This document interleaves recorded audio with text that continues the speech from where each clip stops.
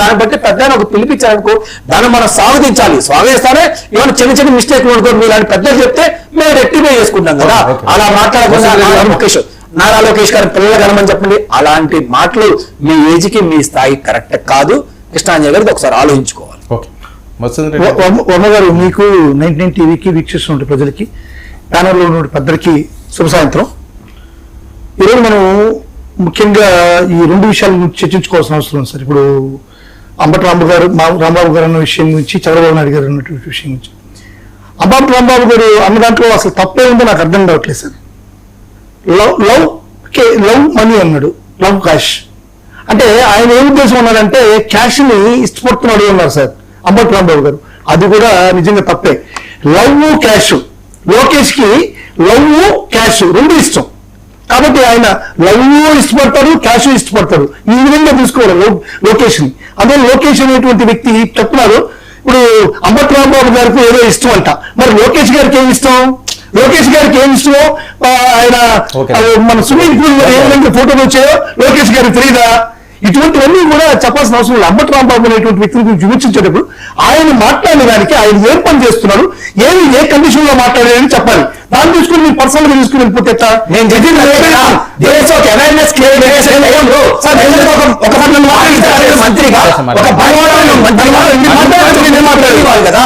మీరు మాట్లాడేటప్పుడు నేను మాట్లాడాను సార్.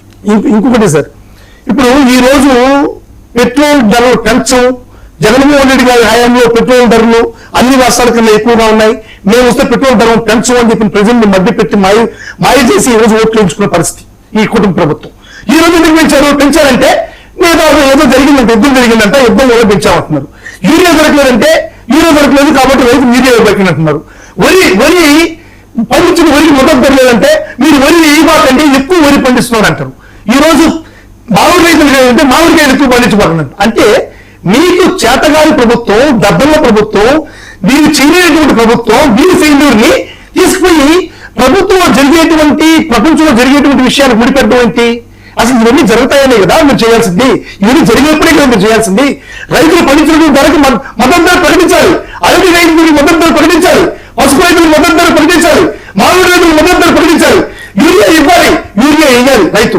వీటన్నిటికీ కూడా వేయకుండా ఎవరు అన్నందనట్లేదు. యూరియా వేయకూడదు, క్యాన్సర్ వస్తుంది, ఇది పెట్రోల్ దొరకట్లేదు, పెట్రోల్ తక్కువ తగ్గించండి. ఓకే రైట్, పెట్రోల్ తగ్గించాల్సిన విషయం ఓకే. మీరు ఇచ్చిన పిలుపుకి మీరే ఎగ్జామ్షన్స్ తీసుకుంటున్నారు. ఈ రోజు మోడీ గారు క్యాన్వాయిన్ తగ్గించుకుంటే ఇక్కడ ఉన్నటువంటి వీళ్ళు స్పెషల్ ఫ్లైట్ లో తిరుగుతున్నారు. అంటే ఏమని మీ ఉద్దేశం?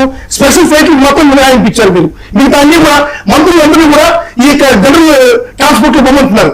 మీరు క్యాన్వాయిన్ తగ్గించుకుంటారంటున్నారు, విదేశీ ప్రయాణం వద్దంటున్నారు ఒక పక్క, కానీ స్పెషల్ ఫ్లైట్ ఉన్నప్పుడు ఎక్స్క్యూజ్ చేస్తున్నారు. స్పెషల్ ఫ్లైట్ లో మీరు నారా లోకేష్ స్పెషల్ ఫ్లైట్ లోనే పోతున్నాడు. ఇవన్నీ ఫ్లైట్లు చూపించి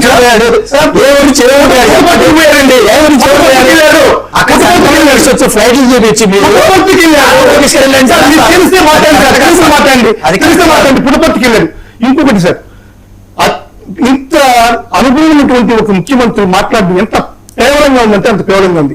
మీ ఆస్థాన అధిపతి, మీ ఆస్థాన ఉన్నటువంటి ఒక మంత్రి రాజ్యసభ ఎంపీనే చెప్తా ఉంది మీరు ఈ విధంగా చెప్పడం అనేటువంటి తప్పు అని చెప్పండి. మీ ఆస్థాన అధిపతి ఒక రాజ్యసభ ఎంపీనే చెప్తా ఉంది తప్పు, మీరు చెప్పిన తప్పు. మీరు ఇచ్చే 30,000కి 40,000కి ఒక బిడ్డకి కన్నేరు, మీరు ఆ బిడ్డకి పుట్టినప్పటి నుంచి ఉద్యోగం వచ్చేంత వరకు అన్ని మీరు భరిస్తారా అని అడుగుతుంది. అంతేగా సార్, ఒక బిడ్డ ఒక బాలసానికి ఎంత అవుతుంది సార్? ఒక తల్లి గర్భం దాల్చి డెలివరీకి ఎంత ఖర్చు అవుతుంది? డెలివరీ తర్వాత అన్నప్రసాదానికి ఎంత ఖర్చు అవుతుంది? స్కూల్లో చేర్పించడానికి ఎంత ఖర్చు అవుతుంది? వైద్యానికి ఎంత ఖర్చు అవుతుంది? వాళ్ళ పూర్తి పోషించడానికి ఎంత ఖర్చు అవుతుంది? వాళ్ళకి కూలిపూట ఎంత ఖర్చు అవుతుంది? ఉద్యోగం తీసేయాలంటే ఎంత ఖర్చు అవుతుంది? పెళ్లి చేయాలంటే ఎంత ఖర్చు అవుతుంది? ఒక బిడ్డని కని తల్లిదండ్రులు వాళ్ళని డెవలప్ చేసి వాళ్ళని ఒక స్టేజ్కి తీసుకుపోవడానికి అయ్యేటువంటి ఖర్చు లెక్కేస్తే చంద్రబాబు నాయుడు పెట్టేటువంటి ఎర ఏంటి? ఈ ఎరతో ఒక బిడ్డని కమ్ముతున్నాడా? ఎందుకు మీరు లోకేష్ గారికి అప్లై చేయండి? మీకు అన్ని ఉన్నాయిగా. కళ్యాణ పరిస్థితుల్లో సొలబేసి ఉంది కదా, సొలబేసి వెళ్ళండి, బిడ్డలు 10 మంది వెళ్ళండి, మీకు మంచి డెవలప్ అవుతుంది కదా, కంటి డెవలప్ అవుతుంది కదా, నారావారి కుటుంబం కూడా నిధికెళ్తుంది కదా. ఎందుకు మీరు లోకేష్ కి అప్లై చేయండి? అంటే ప్రజలకు మాత్రం అప్లై చేస్తాం, నాకే లోకేష్ కి మాత్రం అప్లై చేయరా? ఈ రోజు సార్ ప్రభుత్వంలో ఏదైతే ఒక మళ్ళీ 15 సంవత్సరాలు 18 సంవత్సరాలు నిలితే నెలకి 15,000 రూపాయలు ఇస్తామన్నారో ఆ యొక్క పథకం ఏమైంది? ఆ పథకం అమలు చేయాలంటే రాష్ట్రాన్ని ఈ రోజు ప్రజా సంస్థల మీద పోరాటం చెప్పిన జగన్మోహన్ రెడ్డి గారు పాల్గొనలేదంటే ఇది? అవును సార్, జగన్మోహన్ రెడ్డి గారు, నేను జగన్మోహన్ రెడ్డి గారిని, ప్రతి కార్యకర్త జగన్మోహన్ రెడ్డి గారే, నేను వచ్చినప్పుడు జగన్మోహన్ రెడ్డి గారు పిలుపుతానే, అమ్మటాము వచ్చినప్పుడు రామబాబు వచ్చినప్పుడు జగన్మోహన్ రెడ్డి గారు పిలుపుతానే. ఇక్కడ వైఎస్ఆర్ కాంగ్రెస్ పార్టీ ఏ కార్యకర్త కూడా ఇండివిజువల్ గా వచ్చి ఈ రోజు నేను ప్రజా సంస్థల మీద పోరాడుతున్నాను, తెలుగుదేశం మీద పోరాడుతున్నటువంటి వ్యక్తి ఎవరు లేరు.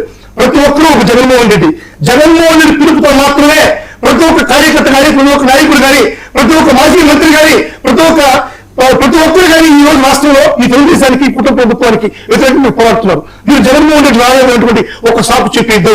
ఈ రోజు వైఎస్ఆర్ కాంగ్రెస్ పార్టీ దీటుగా ఈ యొక్క సమస్యల మీద పోరాటం చేస్తుంది. జగన్మోహన్ రెడ్డి వస్తే మళ్ళీ మీరే చెప్తారు సార్. కాదండి, జగన్మోహన్ రెడ్డి గారు సాకు మేము చూపించట్లేదు, ఆయన కూడా వస్తే ఇంకా స్ట్రాంగ్ అవునేమో కదా. స్ట్రాంగ్ గా ఉండు. ఈ రోజు జగన్మోహన్ రెడ్డి గారు వస్తే జగన్మోహన్ రెడ్డి రాగానే ఒక 2 లక్షల మంది జనాభా వస్తారు అక్కడికి. ఇది జగన్మోహన్ రెడ్డి చూడడానికి ఆ ప్లేస్ కి వచ్చినప్పుడు వెంటనే ఏం చేస్తారు, ఇదే వీళ్ళే మసి బాగా మారేసి ఇది జగన్మోహన్ రెడ్డి బహుళ పనికొచ్చాడా లేకపోతే పెట్రోల్ డీజిల్ పోవడానికి వచ్చాడా అంటారు. సో అందుకని అవసరమా ఇప్పుడు ఇది ఇటువంటి కూడా అవసరమా? ఏదైనా సరే మనం చెప్పే విధానంలో చెప్పడం వ్యతిరేకించి చెప్పడం తెలుగుదేశం పార్టీకి, కుటుంబ ప్రభుత్వానికి వెనక పెట్టిన విద్య ఖచ్చితంగా చెప్తారు. అదే సార్ ఇప్పుడు 30,000 ఇస్తున్నారు సార్. చంద్రబాబు నాయుడు గారు హామీ ఎత్తుంటాయంటే పశువులకు కూడా హాస్టల్స్ కట్టేశారు సార్. నవ్వుతూ చెప్పారు.